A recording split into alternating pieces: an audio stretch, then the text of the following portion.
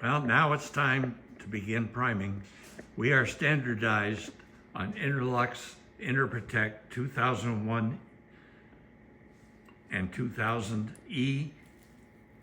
It's a two-part barrier coat and produces a thatched-like surface, kind of like a thatched roof. So we've applied the first coat, and I'm going to hand it off to Joe to fill you in on how we got to this point from where you saw the other part of this video end. Yeah, so after we allowed the 4 coats of the CPES to completely cure, we went through and started mixing up this. The 2000E does take a 20-minute set point, so you want, after you stir it, you want to make sure that you kind of babysit it a little bit. Make sure you stir it every once in a while until 20 minutes. That way it allows the chemical reaction to do what it needs to do. Right now I'm just going back through and making sure every void and holiday is completely filled.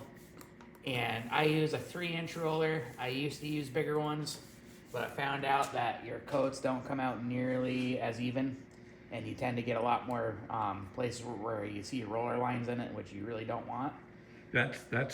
That's worth spending a moment on, I think, Joe. It's critically important that, as you can see, Joe is brushing out what he's applied rather aggressively. You want to apply 5 coats, not 4, not 3. Yes, the paint's expensive. Why waste your money by shorting what the product is designed to deliver to you with 5 coats? We also switch between gray and white, and that helps us find holidays.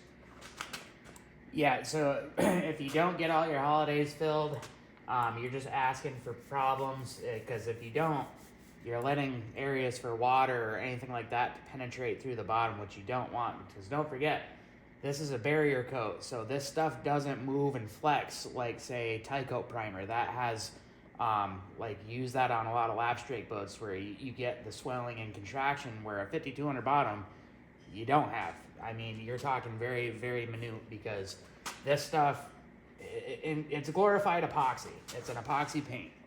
So we know with anything epoxy, once it's cured, it don't move. And that's why it's really important, to make sure you have every area that needs a screw to have a screw, because once this is on there, as long as you properly maintain it, every couple of years, making sure you put, get the bottom resurfaced again. Once you do that, it will be a 50-year bottom. But don't just think that once you have a 5200 bottom, there's no maintenance, because that's a huge problem.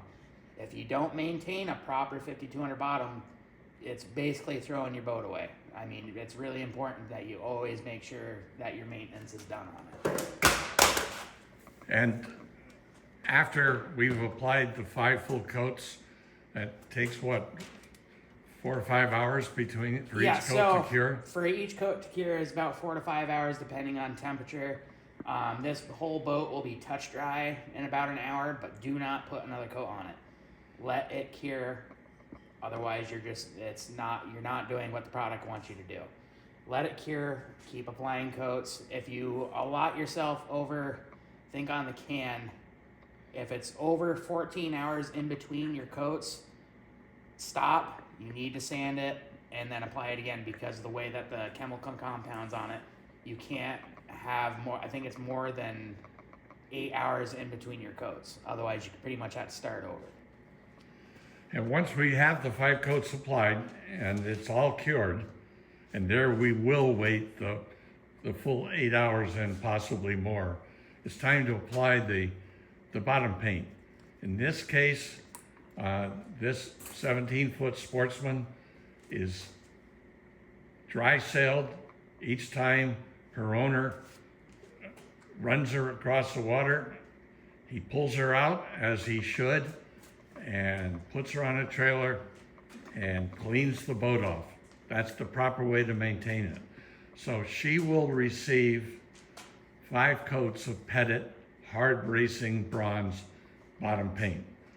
Now, I keep getting questions. What sandpaper do you use to sand this barrier coat once it's all on and cured. You do not sand the barrier coat. You want the film thickness that 5 coats delivers, not less. Why waste your money? You're just taking protection away. Do not sand it. It will not be glossy.